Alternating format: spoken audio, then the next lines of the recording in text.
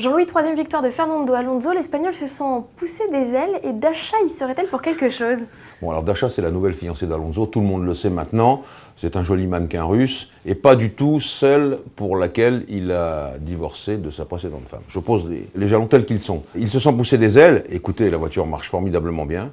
Ici même, moi je fais un mea culpa, j'ai dit que jamais il ne pourrait arriver à cela, ils l'ont fait, ça c'est la force de Ferrari, ils ont travaillé jour et nuit, et ils arrivent à un résultat. Et puis, dans ce résultat même, comme celui des précédents Grands Prix, il y a quand même une grande partie de Fernando Alonso lui-même, à la fois quand il est hors de la voiture, où il est, je le répète, le catalyseur, et à la fois quand il est dans la voiture, où il s'est fait des choses extraordinaires. Il y a aussi, je le répète, Ferrari qui l'a fait changer de pneus au bon moment pour ses qualifications.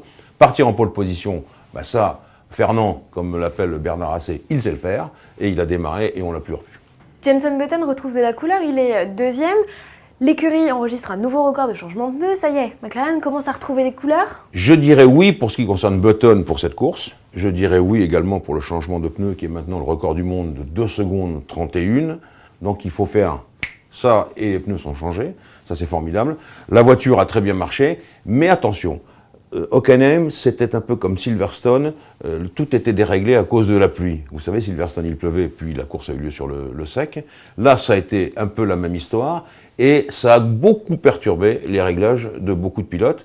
Et après, il fallait savoir ménager ses pneus, et une fois encore, eh bien, Jenson Button, il sait le faire. Et je vous réponds non, McLaren n'a pas retrouvé sa forme, parce qu'on a vu la course de Lewis Hamilton.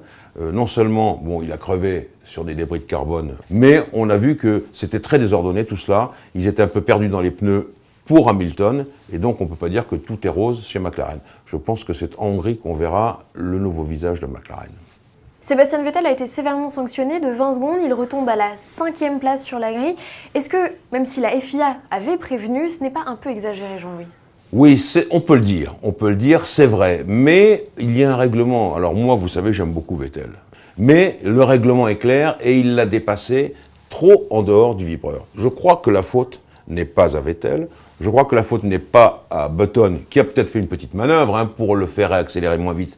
Ça, c'est la règle aussi sur ce genre de virage. Je crois que la faute, c'est Guillaume Roclin, il faut le dire, Rocky, que j'aime beaucoup, qui est l'ingénieur français qui s'occupe de Vettel et qui aurait dû lui dire immédiatement « rends la place ». Rendre la place, c'est pas grave, vous repartez dans le sillage, et puis vous êtes dans l'intervalle de la seconde, et vous actionnez le DRS et vous passez normalement à un autre endroit. Voilà ce qu'il aurait fallu faire. Enfin, ça c'est facile à dire maintenant.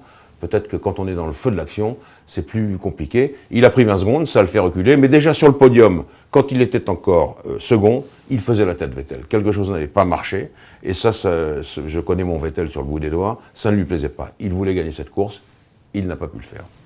Alors à contrario, Jean-Louis, Lewis Hamilton a un peu gêné Sébastien Vettel, on l'a vu à un moment donné, et lui par contre n'a pas du tout été sanctionné. Et oui, mais lui, il a le règlement pour lui. Il a le droit de se dédoubler, surtout quand il est plus rapide avec des pneus neufs. C'est vrai qu'il a gêné Vettel parce que dans sa course contre Alonso, Vettel a tout d'un coup eu cet intrus devant lui.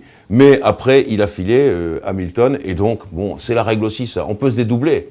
Il n'y a pas de point de règlement qui empêche d'aller se mêler de la lutte des 2 premiers en tête quand on veut se dédoubler. Et donc, voilà, c'est la règle, c'est comme ça. Ça n'a pas souri à Vettel, ce jour-là, ce n'était pas son jour. La bonne santé de Ferrari, Jean-Louis, transpire un petit peu chez Sauber Ferrari, puisqu'ils ont terminé en 4e et 6e position.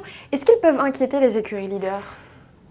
Sûrement qu'ils peuvent les inquiéter. Je veux dire que la performance des Sauber Ferrari, de Kobayashi et de Perez est formidable parce qu'ils sont partis loin en plus. Ça c'est important.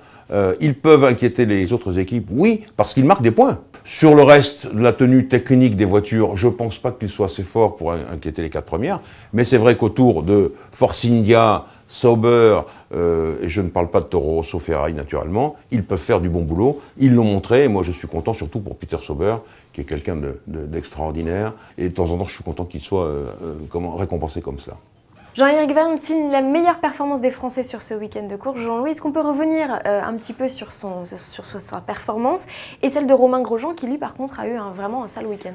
Alors, des Français, effectivement, le meilleur sur ce Grand Prix d'Allemagne a été Jean-Éric Vergne. Ça, incontestablement, parce qu'il partait loin et qu'il est revenu dans les roues de son équipier qui était devant lui sur la grille de départ. Ça, c'est important. Bravo Vergne, il s'est bien débrouillé. Je vais parler de Charles Pic, qui a été constamment devant Timo Glock. Et comme dit Alain Prost dans une interview qui va être publiée dans Autoplus, Glock, ce n'est pas rien. C'est un gars qui est monté sur des podiums de Grand Prix quand il était pilote chez Toyota. Donc Pic a été devant tout le temps, ça c'est parfait. Alors il faut faire le point sur Romain Grosjean. Et quand vous analysez les départs des courses, vous voyez que sur 10 Grands Prix, il y a eu 7 incidents. C'est beaucoup trop.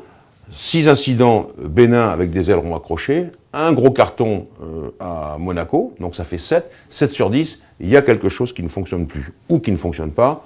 Je n'accuse pas Romain, hein, attention. Il y a la concurrence qui veut vraiment peut-être le museler. Il y a peut-être un problème technique dans ce qu'on appelle, c'est interdit, mais les voitures ont quand même des systèmes de lancement grâce à la cartographie moteur. Il y a peut-être quelque chose qui ne va pas non plus. Ça lui pourrit à chaque fois ses courses. Et donc, il faut réagir de ce côté-là, que ce soit lui, que ce soit l'équipe.